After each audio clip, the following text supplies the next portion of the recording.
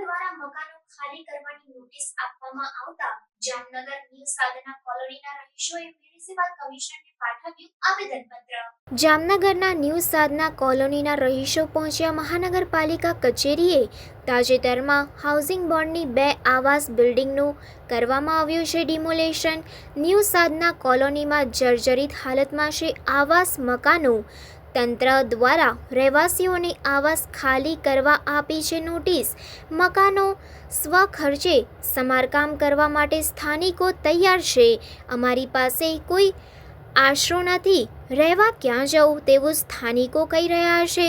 સ્થાનિકો વૈકલ્પિક વ્યવસ્થા ન હોવાથી નોંધારા બન્યા છે। મ્યુનિસિપલ કમિશનરને આવેદનપત્ર આપી રજૂઆત કરી। મહેશ્વરી મનોહરભાઈ વાઘેલા છે, ન્યૂ LIG 264 વતી હું અમારા તમામ રહેવાસીઓ બધા આવેદનપત્ર આપવા આવ્યા છીએ। તાત્કાલિક ધોરણે ઘર ખાલી કરીને અમે લોકો જાય ક્યાં?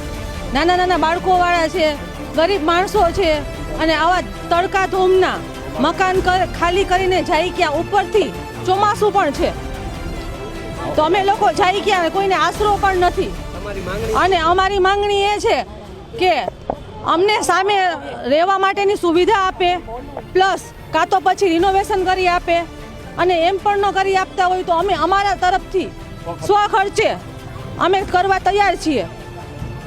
હાલના તબક્કે તાત્કાલિક ધોરણે અમે લોકો ખાલી કરીને જાય ક્યાં?